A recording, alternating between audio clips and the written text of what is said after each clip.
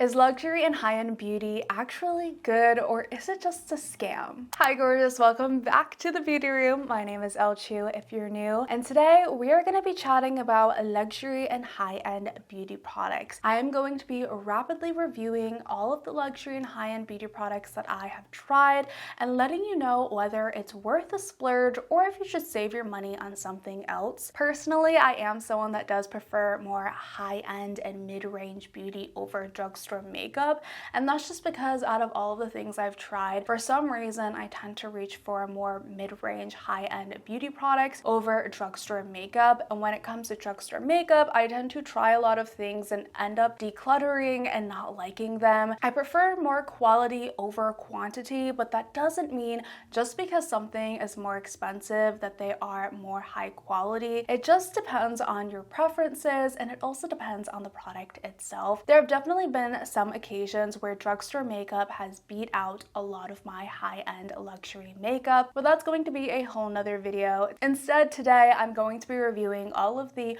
overpriced luxury high-end makeup that has gone around on the internet and letting you know whether or not it's worth your money. So if that's what you're interested in, then keep on watching. I will also link all of these products down in the description, as always, with my affiliate link, where I do earn a commission, but no pressure to use that link. With that being said, let's go ahead and get into the first famous product. That product is going to be the Charlotte Tilbury Flawless Filter, and I have tried so many different ways to make this work, and I'm still trying. Like, I really want it to work for me because there are aspects of this product that I love and there are aspects that I absolutely hate. So a lot of people tend to wear this more like a skin tint foundation. Other people tend to mix it with other products. Some people use it as like a soft glow and highlight or underneath your makeup to kind of shine through.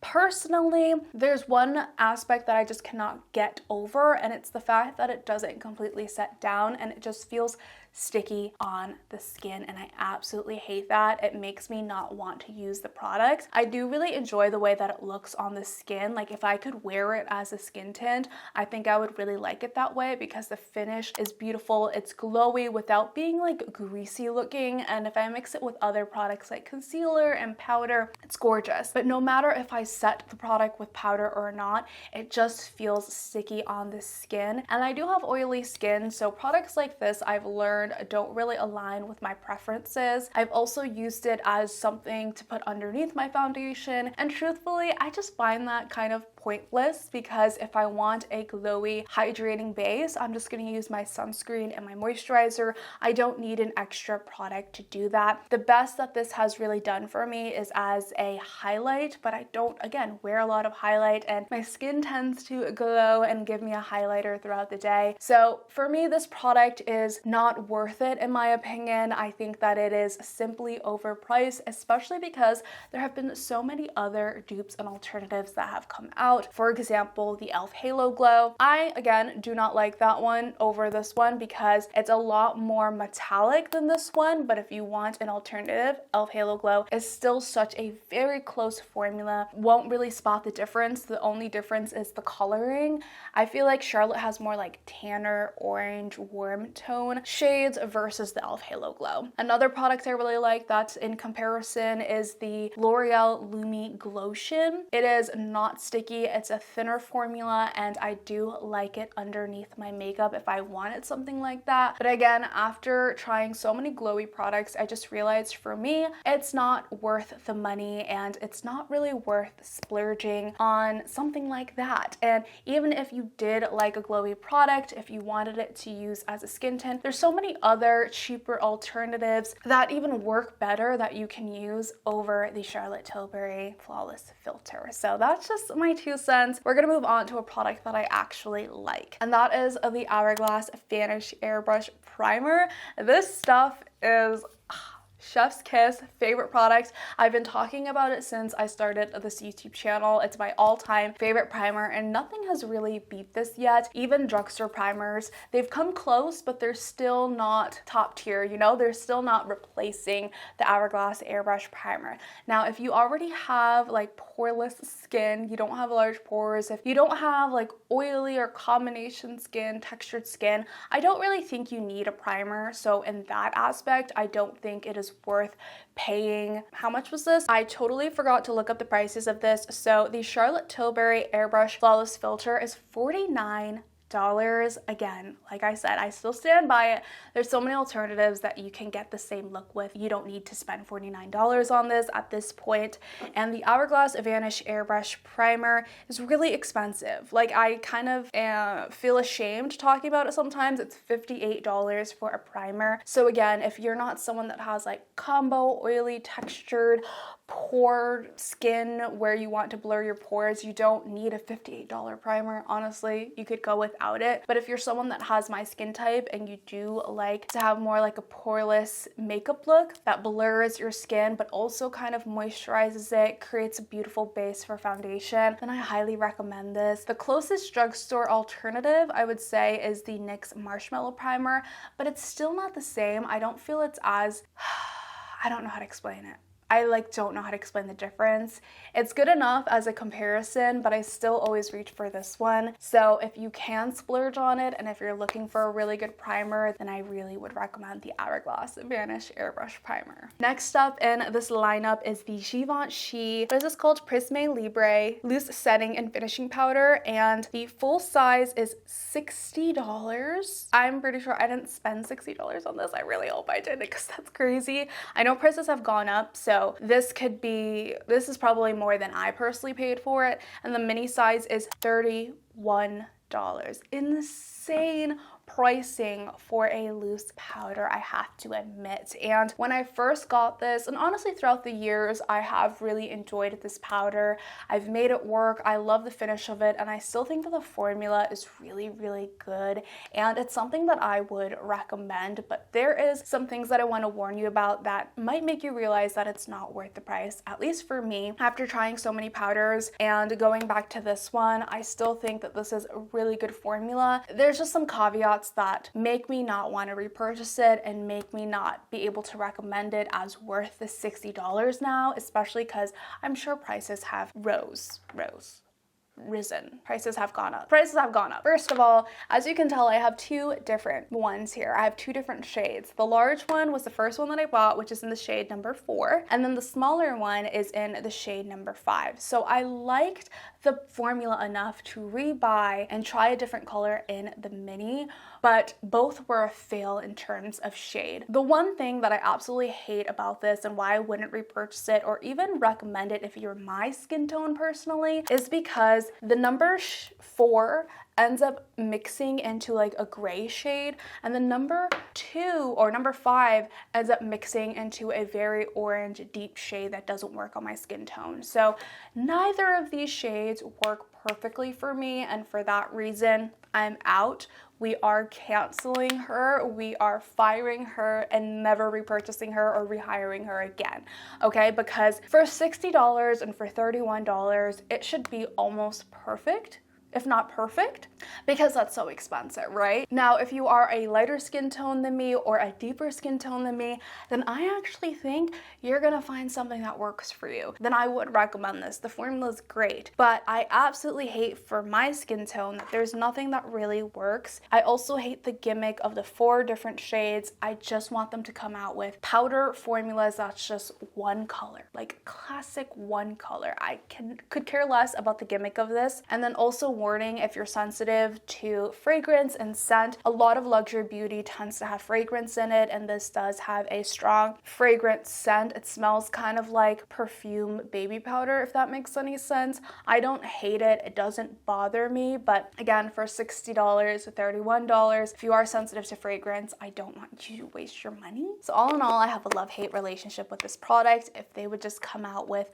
a fragrance-free, or not even fragrance-free, just something that's one color tone, I would be willing to give it another shot. But as you can tell, I gave it 2 shots. And for the shade number 5, I didn't even tell you, right? Because it's so orange, I had to tape off a section of this colored quad here so that it doesn't mix to be too deep on my skin tone.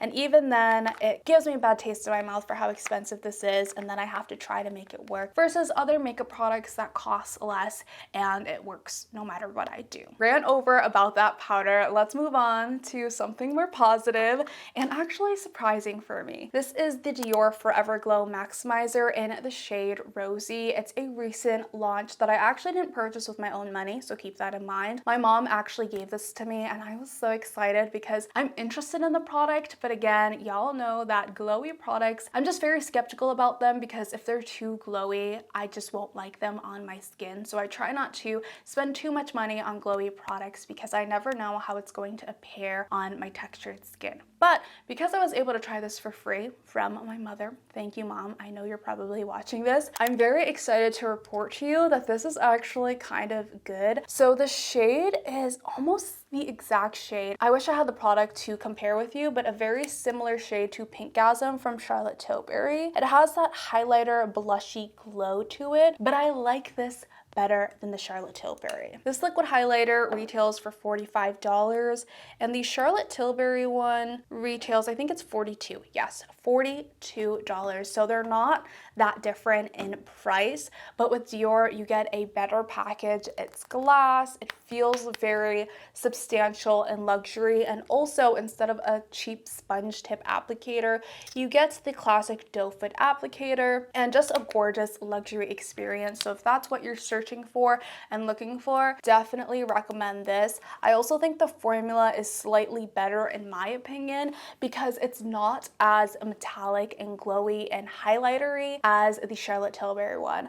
I, again, stay away from products like this because I feel like it enhances my texture and it gives me like a very metallic, greasy glow. But with this product, I feel like the glow is just enough for me. Like, I don't hate the way that it looks on my skin. I actually have it on my face today with another blush on top, and I really enjoy the way that it looks. So this product for me is a win, and I would highly recommend. I think if you apply too much, it might be overly glowy, but with just 2 dots, it was just enough. I really, really like it. I was surprised by this one. This is kind of a shocker. Speaking of blush, this was also given to me by my mom, and it's Chanel. It is the Chanel Fleurs can't pronounce this. It's just the duo blush. I don't remember what year, because I didn't buy this myself, what year this was made. And I also have the autumn blush, which I will pop in somewhere in this video because I can't find it at the moment. This blush particularly I wanted to talk about because I think they released another version of it,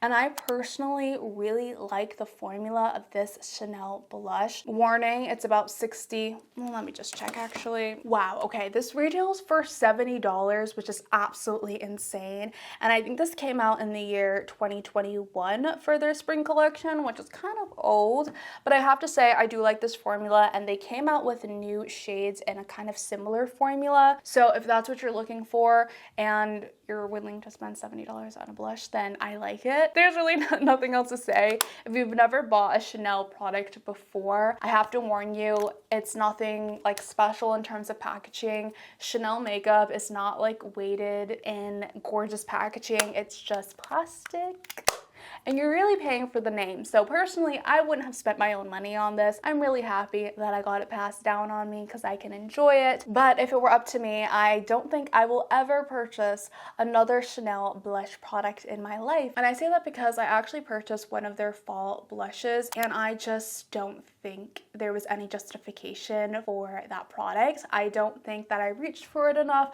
I don't think that it's that good. It's very, very sheer. It also has a heavy scent to it, which, you know, I don't hate, but I don't love. And the packaging, again, is similar to this one right here. So for me, that blush was not worth the money for me. I think that the embossing was beautiful, but that's all that was really great about it. Also, I did like the shade, but it just didn't really compare to other high-end mid-range blush formulas, and I feel like a drugstore blush would be just as good as that Chanel blush. So is the Chanel blush actually good, or is it just expensive and overpriced. I would consider it expensive and overpriced. Now here's another controversial blush product. I know there's a lot of blush in this video, but because I don't know, I think blush is just a hot product in this era of makeup, and Dior is no exception here. So Dior has their Rosy Glow blushes, and I have the shade in Cherry. I also have another shade in Coral, and then I owned the Cool Tone Pink at one point. But let me tell you, the OG shades for Dior Rosy Glow blushes were not inclusive at all. They're very, very sheer and ashy on the skin. Coral was a little bit different on me personally. I think what people don't understand about these blushes is that they're supposed to give you this like watercolor flush on your cheeks, and they're supposed to be kind of sheer and not super pigmented, and they are very bright in the pan so that they can give you that really flush look on your cheeks that I really like. So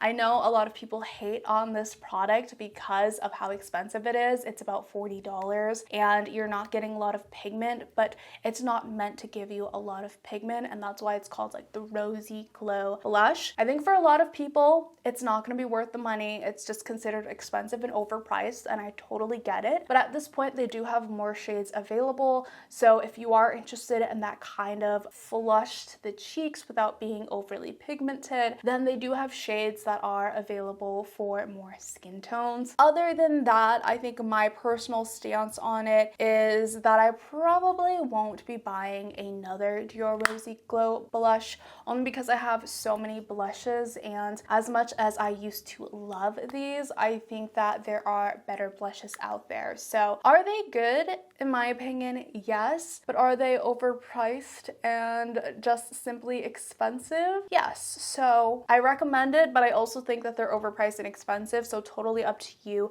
on where you land with that. If it's gonna be your only blush, then I think it could be worth the splurge. If you like blushes that aren't as pigmented, but if you have a lot of blushes, then they're not worth the splurge. Just save your coin. You're really not missing out that much. All right, so those were all of the blushes for this video. Let's go ahead and move on to a luxury high-end bronzer, and that is the Gucci Eclat Soleil bronzing powder. Why do I try to pronounce these names? Because I can't. This is the Gucci bronzer, which I have spoken about in previous videos, and if you've seen those videos, you know that I recommend these, and for me, this is worth the splurge. There's just something about the formula and the shade that I absolutely love, and also the packaging just makes me want to reach for it all the time. And when I'm buying like overpriced expensive makeup, it needs to have all three. It needs to be a good formula, it needs to be a good shade, and it also has to feel like luxury, because then I'm going to be reaching for it more often.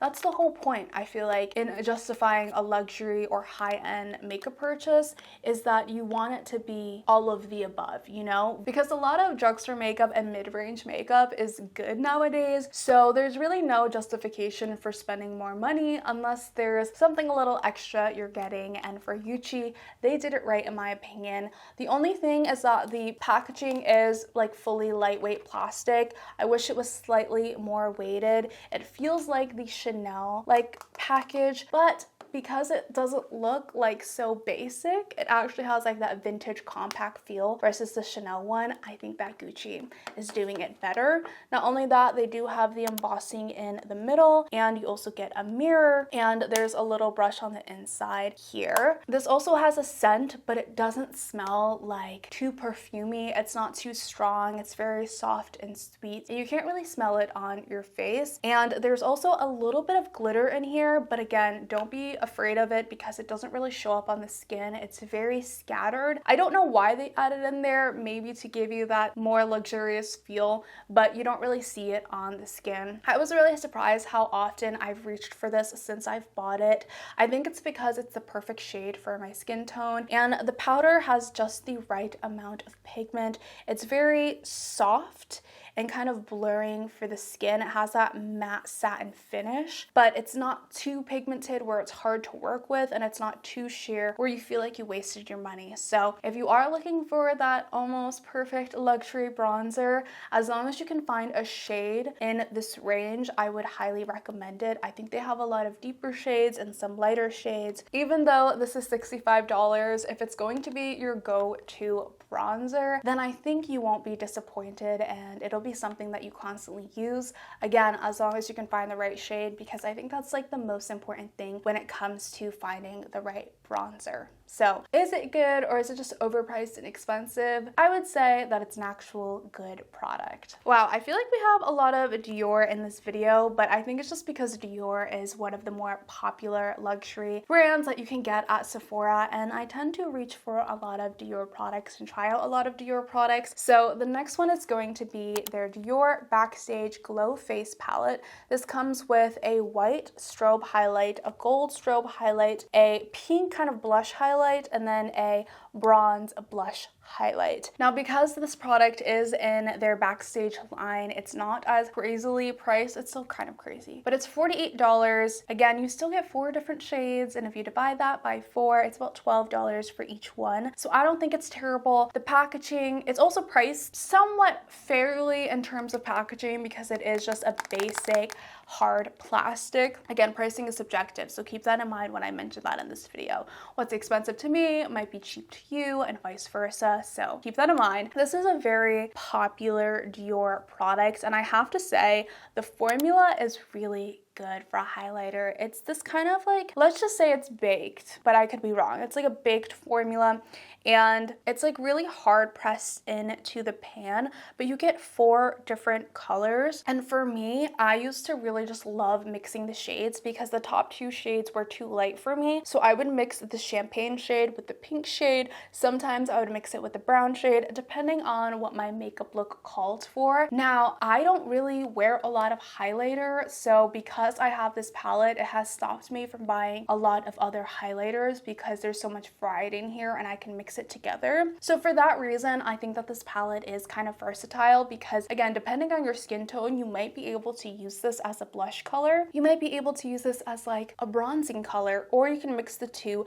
to make a blushing bronzing color, which makes the palette really versatile. And also you can use this as eyeshadow, which I've done in the past, and it's just such an easy package to travel with. So I really do like this, and for me it is kind of worth the splurge if you're looking for something that's versatile, and if you're just looking for that one good highlighter product where maybe you get tanner in the summer, lighter in the winter, and you just want one thing where you can kind of play around with it a little bit and you're not tied down to just one highlight color. This is the palette. I feel like it would be really good if you're like a makeup minimalist and you want something that works as like a eyeshadow, but also a highlighter, but also a blush. Maybe you can use it as a bronzer. This is the palette for you. For me, because I'm not a glowy makeup product person, I feel like I could reach for this more, so I don't think it's something that I would repurchase or that I think is personally worth a splurge. Again, you want to consider your preferences, but if you do have a glowy preference,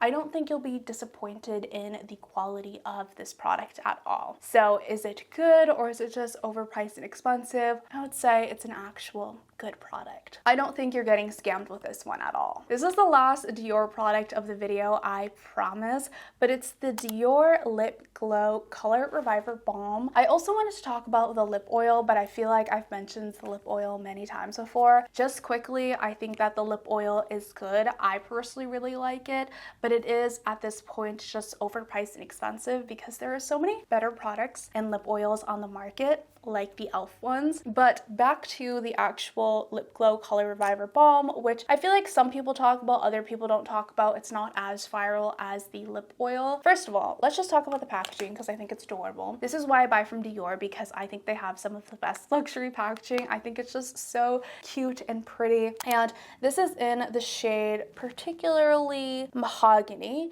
It is just a sheer lip balm formula. I'm not gonna lie, I've already finished 2 of these. these. I had just like the typical pink glow color, and then I switched to buying the mahogany color, and I still have it. At first, I thought the mistake that I made with this lip balm was by getting a different shade. So like I said earlier, I got a light pink shade that would kind of like change with the color of my lips. The shade mahogany is a little bit more like reddish, brownish orange on my lips, which I don't always love when I'm wearing a lip balm. But I honestly realized the reason why I haven't reached for this as much as I had previously, because I haven't finished 2 of these completely before, is because I think that there have just been so many recent lip balm releases that this has way too much competition in my makeup collection for me to want to reach for at all. So as much as I used to love this product, it truthfully is a glorified lip balm. It's not even that moisturizing. I was mainly wearing it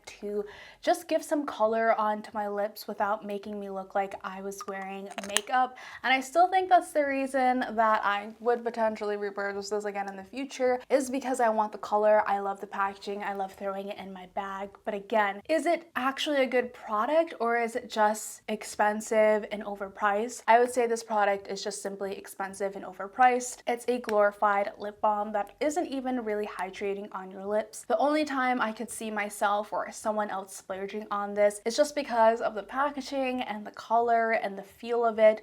But other than that, I think that there are so many better lip balms out there for a much cheaper price. Then we have the YSL Candy Glaze, and if you watch my videos, you know my stance on this product. It's one of my all-time favorite high-end luxury lip products that I have ever bought, okay? First of all, packaging, 10 out of 10. Fabulous. It's slightly weighted. It has this like beautiful kind of embossing. I don't know what you call this, but you know what I mean. It looks and feels like luxury, kind of similar to the Dior one. You throw these in your bag and it just, you know, it feels like what you paid for is what I'm trying to say. In comparison to the Dior Lip Glow, the YSL Candy Glaze gives you the formula that you want. It's not really a lip balm. Like, I don't use it as a lip balm, so I wouldn't expect to like get hydration from my lips from this, but it does have a glowy finish. It's also kind of as thick as a lipstick and as pigmented as a lipstick, but it has more of a glossy sheen to it. So it's that mix between a lipstick and a lip gloss, similar to the Hourglass Phantom Gloss. And I absolutely love wearing this with a lip liner. I think the first time I tried this, I didn't really like it because a lot of the colors didn't work on my skin tone, but the second I started wearing it with a lip liner, game changer. It also makes it so much easier because I don't have to wear a lipstick, a lip liner, and a lip gloss.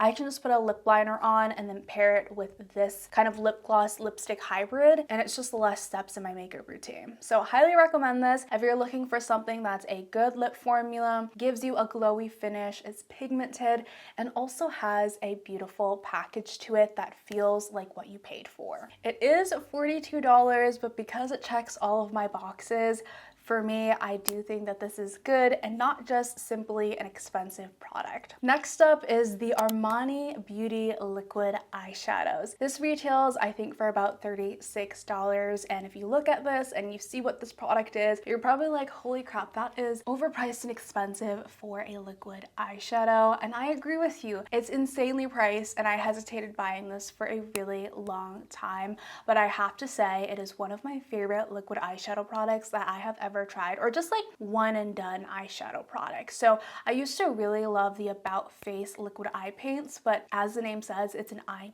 paint, so it's so much more pigmented and it's so much more like thick and budge proof and drying than the Armani liquid eyeshadows. I really like the Armani liquid eyeshadows over the About Face eye paints. For those of you who want more of like a natural eyeshadow blend, this leans more towards a thinner liquid to powder formula than the About Face liquid eye paints, and for that reason I tend to reach for this the most because it gives me that natural blend. It's also so much easier to work with because it's not overly pigmented where you can mess up very easily. It doesn't dry too fast. You do get enough blend time. For me, it just creates a really good base for the rest of my eyeshadow, but at the same time I can wear it alone as like a natural eyeshadow look, and I just really like it for the ease of use. So I personally do think that this this is a good product and I would recommend it despite the price. If you are looking for a one and done eyeshadow, this is what I would recommend. I'm waiting to get a second color, but that shade is just sold out on Sephora and I don't want to order it from the Armani website, so I'm just waiting for it to come back in stock. That's how much I really like this. And the last product is the Hourglass concealer. This retails for $36, which is actually kind of pricey for a concealer, but then when I say it out loud, I'm like, I feel like concealers are like $40 now, so that seems not bad. But it is kind of expensive for a concealer because you don't get too much. I've had this Hourglass concealer for, I don't know, like maybe about a year or more. It's probably something that should be done for by now, and I am kind of almost done with it. I do have the shade in Dune, and after using it for so long, I think I have like my final consensus on it. I do really like it because it's one of the most full coverage concealers that I own, and for that reason I think it's something you can wear like as a foundation or to cover up your acne spots. I do think it's a great concealer for covering up acne spots or dark spots or anything that really needs full coverage, but I do not like it under the eyes. I feel like it is way too heavy under the eyes. It's drying under the eyes, and I would not recommend it at all under the eyes, at least for me personally, and I have oily skin. This always looks kind of dry under my eyes. The other downside about it is I feel like I can't find the right shade for me in this concealer. Dune is a little bit too like yellow for me, and there's another shade that I tried that was just way too light for me. And if you just look at the shade range of the Hourglass concealers, they're not fabulous, you know, like they could definitely do better, have a little bit more range in between each shade, because I couldn't really find a good match for me, and I'm a medium to tan skin tone, so keep that in mind. If you don't like a kind of like satin finish, heavy full coverage concealer, this is definitely not for you, and you would probably consider overpriced and expensive. But if you're looking for a creamy concealer that stays in place, lasts all day, and it's something that you can use to spot conceal, then I would recommend this if you can find your shade. Other than that, is it the best concealer that the internet is making it out to be? No, in my opinion. Finally, those are all of the luxury high-end beauty products that I have tried that I think are worth saving or splurging on. If you want to see a drugstore version of this video, let me know down in the comments below. I also want to hear what are some luxury high-end beauty products that you have tried that you think is either worth your money or not worth your money. Do not let this video go into the void, and make sure to comment below. If you enjoyed, give it a thumbs up and subscribe if you're new to my channel. But as always, I'll catch you on the flip side. Bye! I can't reach. Ah!